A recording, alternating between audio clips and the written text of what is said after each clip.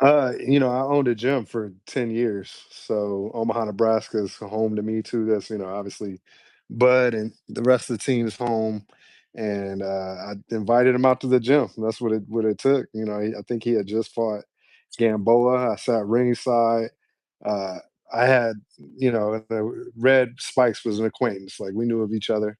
But I reached out to him on Facebook after the fight. Was like, it was like probably a couple months after the fight, and I was like, "Hey, congratulations. Like, what does it take to get Bud in my gym?" And I wasn't thinking about training, boxers or training Bud. It was really just get him to my gym so I could promote my gym. And he told me reach out to him on Facebook, and I thought that was a joke. I was just like, okay, you got an athlete or somebody that you look up to, as far as what they're doing in their respective industry, and you just reach out to them. Be like, hey, Javante, like I want to do something with Javante. Just reach out to him on Facebook, to somebody random. So I wasn't thinking that I hear back. And it was probably about a week or two later, he reached back out. He said, "Yeah, I'll come try it out." And I was like, "Great." He popped in the gym, came solo, didn't come with the entourage or, anybody. And I put him through work. And at that time, I trained about 10 hours a day. I had about three group classes, personal training sessions in between, and I worked out with everybody. I worked out with every personal training session, every group class. I wanted to push them. It didn't matter who stepped in my door. I wanted to be their bunny. And so the first time he came out to the gym, that was kind of my mindset is like, hey, I'm the bunny. Like I want you to chase me, and I wanted to see where I was at too, just because you got, I had some NFL guys come to my gym and stuff like that, but I just wanted to see where I was at condition wise. So, I pushed him. We had a hell of a session, and he said, "Hey, I want to come back on Friday," and I was like, good deal. Yeah, of course you can come back. Another hell session that we pushed each other, and right after that session I think we played. I had a little basketball court in the back, and some space in the back of the gym, and we played basketball. He was just like, "Man, what's it take to bring you to camp? I need you at camp." And it was for the, I think, Dieri Jean fight was the first fight. And from then, it was history. I've been with the team.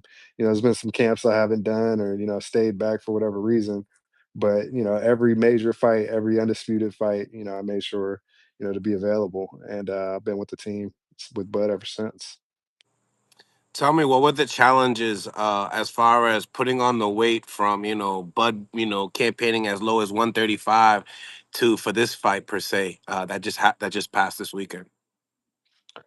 Like I joined Bud when he was at 140. So, I wasn't he was a 135 champion.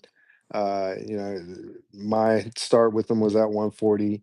140, it was, just like a lot of other fighters have challenges. You're making weight up until fight week. You're pushing and taking off pounds up until fight week.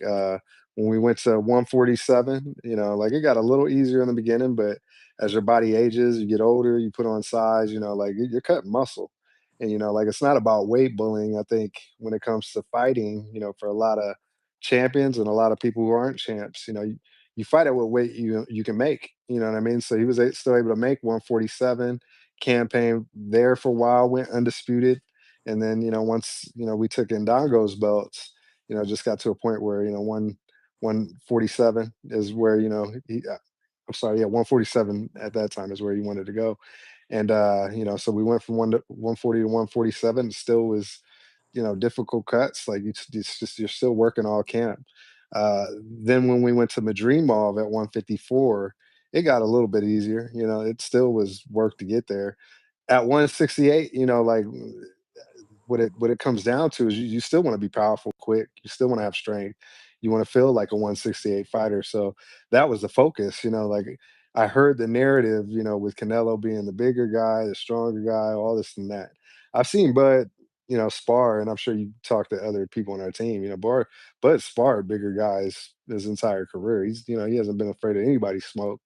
So I mean, we've seen him in there. We knew that, could he take Canelo's power? Yeah, there's been, like we've had sparring sessions with Andre Ward. Like there's, he can handle whatever he was gonna. The thing about it was really delivering that type of power and speed that we needed to beat Canelo. So, the 168 cut for in my opinion, was a much easier cut. Like, he was happy the entire camp. There's not a lot of weight to cut. It was really just making sure, he had the type of power, size, and explosiveness that he needed, at that weight. Like we knew Bud could handle 168, coming from Canelo. We I wanted to beat that narrative. That was kind of my focus coming in as a strength coaches. And there's other videos, that I've posted along the way saying, when we step on stage, Bud's not going to look what bigger guy, like he's already taller, longer reach. Yes, Canelo's been at that weight for a longer period of time, but I think, I had the confidence, Bud had the confidence that, like he's not a bigger guy. He's not a bigger guy naturally. Now, although we haven't had the experience at that weight, he's still going to look like the stronger, bigger, faster guy in the ring. And I think we accomplished that. Absolutely. And like you were saying that you knew that Bud was already kind of more of you was talking about the weight cut for 68. Like when we talk about walk around weight and when we talk about fight weight, a lot of people kind of misconstrued like what that really is, right? And you were talking about these cuts from 40 all the way up to 68. What kind of a cut really did he have for that? Because I know in the Netflix trailer and some of the things he was eating like hamburgers, but I know that that was like before camp, right? Am I right or am I wrong?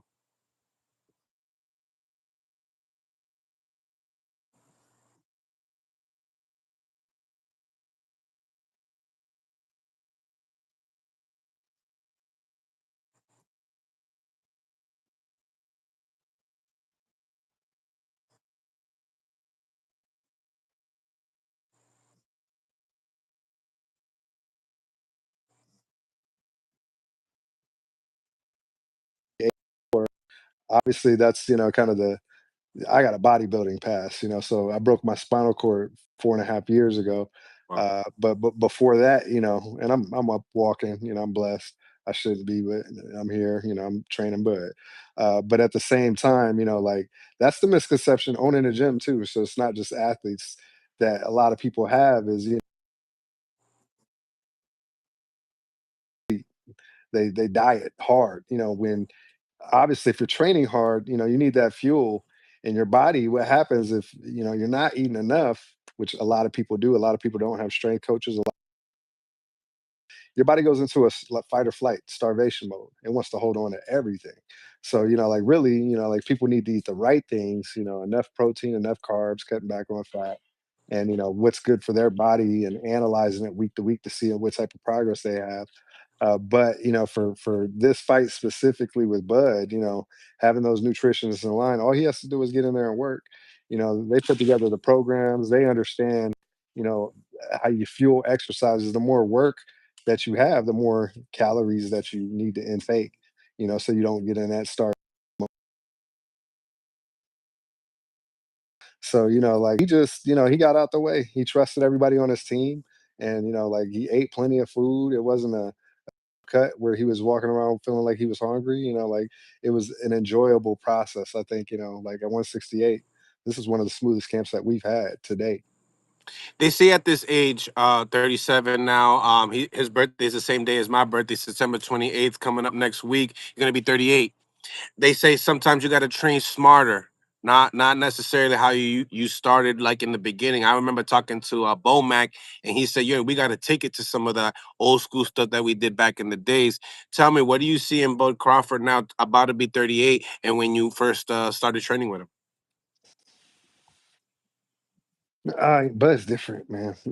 So I like, like I know we've said that, along the way, like but it's far from the only fighter that I've worked with or the rest of the team. We got 16 pro fight, and growing, you know what I mean?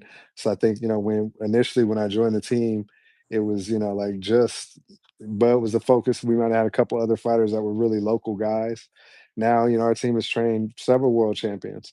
I don't think his mindset is, like I can't say with Bud anything's been different. You know what I mean? Like he's just built that way where he zones in. It's the opponent in front of him. That's the important opponent, and how he goes about camp. I can't say at 140 it's changed from 168. Like I said, it was just other factors, the way that, I kind of programmed some of the strength and conditioning, some of the workouts we did, some of the resistance training we did. And then, obviously food changes, but how he goes about, that process from one that hasn't changed. It's been the same work. Like we go about it the same way. And, like Bud is just built to, zone in. He can motivate himself. You know what I mean? Like, I think I'm pretty good at motivating, athletes or individuals, but when you got somebody like Bud that, I think from the time he started boxing, like, he in his mind had it, he was going to be a name that they talked about forever. And, a lot of fighters, they get into it because, it's something I can fight for money. It's something they enjoy doing and, think they can be good at, but their work ethic or their dedication or commitment, like he's at that he's on the Mount Rushmore for a reason, or he will be, just because, like I said, he's competitive, his competitive spirit and the way he goes about, his work ethic is just built different than any other fighter and any other athlete professionally that I've worked with. When you become a big boxing fan, you tend to want to see your favorite fighter. You tend to like push retirement for them. When Mhm. you look at Bud right now, as competitive as he is, right? Do you see retirement? I seen an interview, a quick little snip with Bomac, and he said, "Nah, there's no way. There's no way we see retirement at this moment in time." The one person you need to ask that question is Terrence Bud Crop. Right. That's it. He can do whatever he wants. Like I don't know. Everybody's gonna have their opinion on what he should, what he can't, what he went out there and looked like he was still pound for pound number one. And he's that guy. Like Canelo is obviously the cash cow. He's been pound for pound before many times, and he went out there and made him look average. So to me, does he need to retire? Because he's 37. To me, that doesn't mean George Foreman was a champion at 50 years old.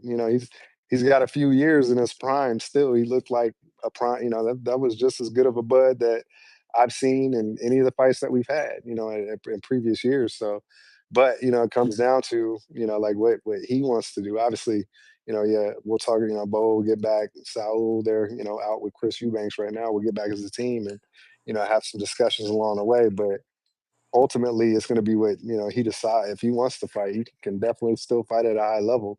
Like I think all of us would love to see a big fight at Memorial Stadium with 90,000 something fans, but it's going to be his decision. What he feels like doing training camp is a lot of work. I don't think many people see clips like Netflix was out. There's been HBO specials and but it doesn't really give an emphasis on what 12 weeks, 8 weeks, of 2, 3 days or 2, 3 training sessions a day, 6 to 8 hours at that level. Like there's a lot of people that train, like I said, I owned a gym, work with a lot of different people. Their intensities aren't the same.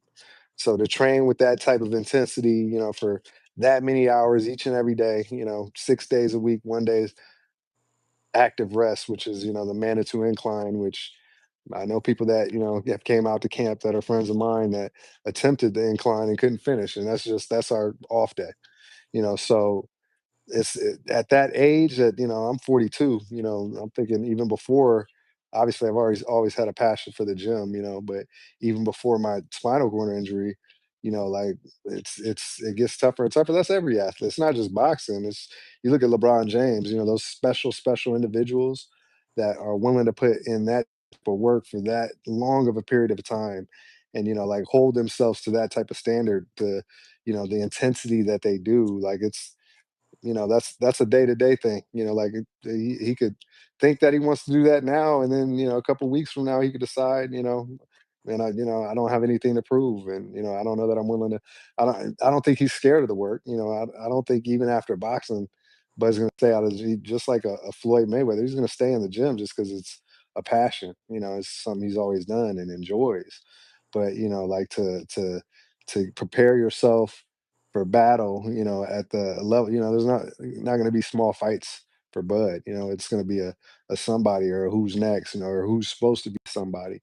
And so that's something that might it's going to be ultimately what he decides to do. And I know he can do whatever he wants to do. If he wants to retire, there's nothing to be said about his career. He's going to be in the discussion of the greats, no matter what. But if he wants to fight another fight, for the money or just for the passion. I feel like his legacy is built. So like to me, like just like anybody else, if the money makes sense, and it's really good money, it might be hard to turn down. But ultimately, like does he need it? I mean, not necessarily. Not necessarily at all. So I'm gonna just sit back, enjoy these next couple weeks. We got the parade next week, and some celebrations, and we'll figure it out along the way.